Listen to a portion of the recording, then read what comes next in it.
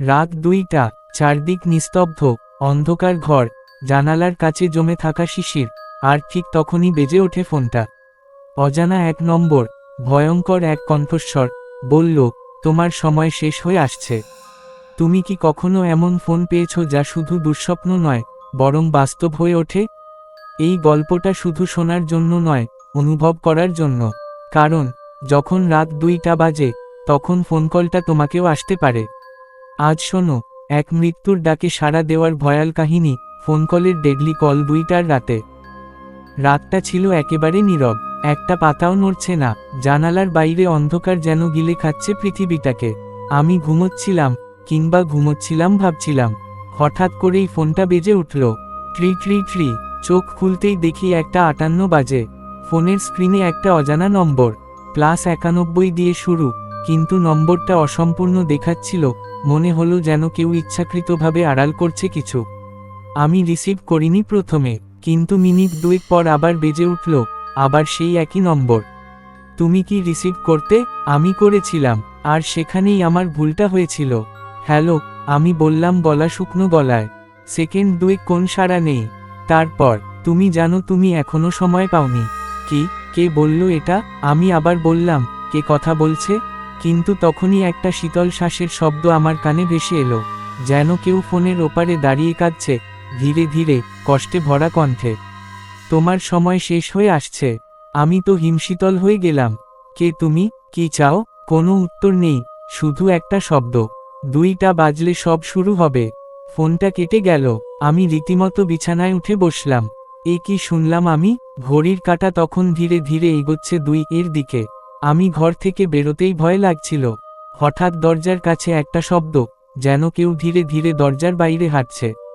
টক টক টক। আমি দরজার ফুটো দিয়ে বাইরে তাকালাম।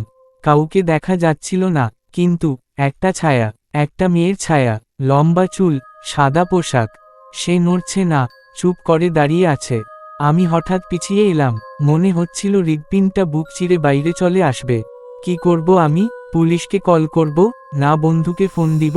কিন্তু ফোন আর কাজ করছিল না, না সিগন্যাল, না ইন্টারনেট। সবকিছু যেন বন্ধ হয়ে গিয়েছে। ঘড়ির কাঁটা ঠিক ২টা ছুঁতেই হঠাৎ ঘরের সমস্ত বাতি নিভে গেল। পুরো ঘর অন্ধকার, শুধু মোবাইলের স্ক্রিন হালকা আলো দিচ্ছে। কিন্তু সেই স্ক্রিনে তখন যা দেখলাম, বিশ্বাস করতে পারিনি।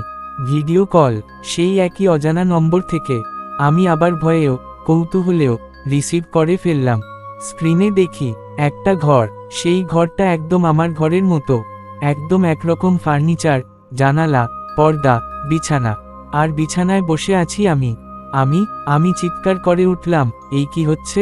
স্ক্রিনে তখন আমার মুখটা ধীরে ধীরে ঘুরে গেল, আর সেই চোখ, রক্তে ভরা, লাল, মুখে এক ভয়ঙ্কর হাসি। আর তখনই সেই ভয়াল কণ্ঠস্বর আবার শোনা গেল, তুমি নিজের ছায়াকে চিনতে পারো না?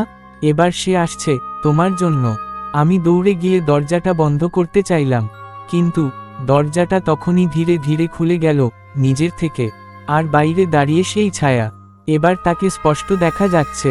চুল এলোমেলো, মুখটা কালো ছোপে ঢাকা, আর চোখ দুটো লাল আগুনের মতো জ্বলছে। সে ধীরে ধীরে এগিয়ে আসছে আমার দিকে। আমি পিছিয়ে যাচ্ছি। Please, please. কে তুমি?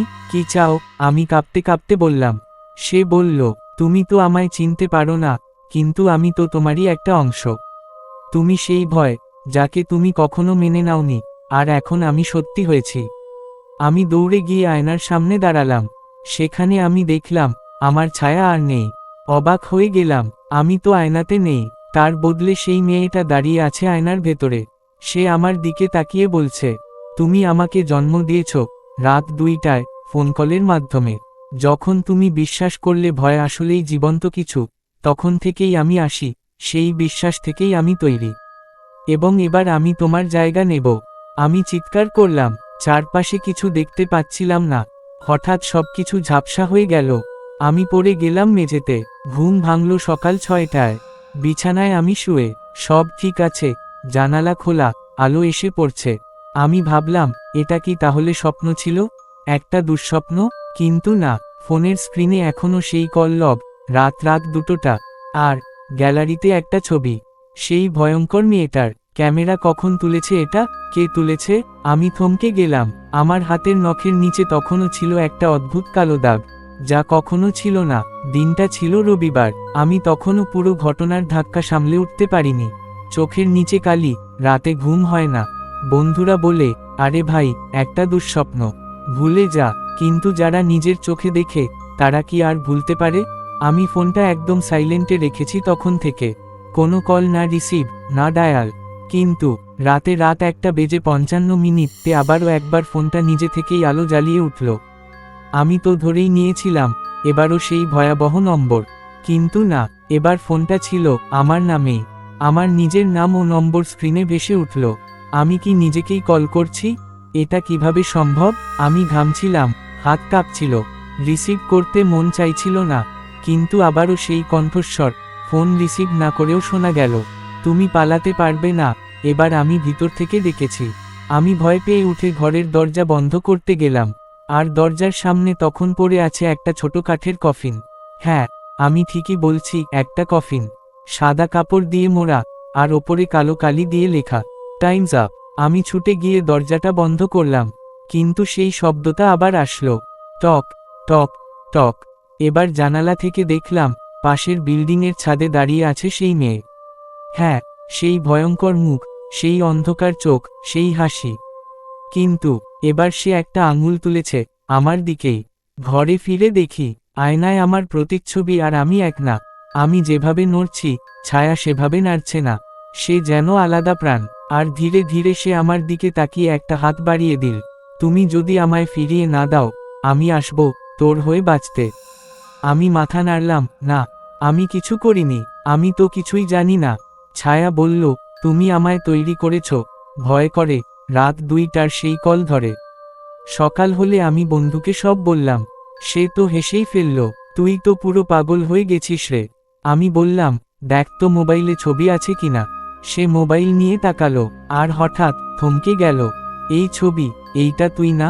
আমি বললাম, না রে, এটা আমি না, আমার মতো দেখতে। কিন্তু সেই ছবি তোলা হয়েছিল আগের রাতে, যখন আমি ঘুমেছিলাম। আর সবচেয়ে ভয়াবহ ব্যাপার, ছবির ব্যাকগ্রাউন্ডে সেই কফিনটা দেখা যাচ্ছিল। আমি কৌতূহলবশত সেই নম্বরটা গুগলে সার্চ করলাম। তুমি জানো কি পেলাম? সেই নম্বরটা আগে একজন মেয়ের ছিল। নাম ছিল নন্দিতা দে। সে আত্মহত্যা করেছিল 2018 সালের 2 জুলাই, রাত 2টা। তার মৃত্যুর আগে সে তার বন্ধুকে একটা ভয়ানক ফোন কল করে, বলে, ভয় আমাকে ধরে ফেলেছে, আমি আর পালাতে পারবো না। পুলিশ সেই কল রেকর্ড খুঁজে পায়নি। আর তারপর থেকেই প্রতি বছর ওই তারিখে রাত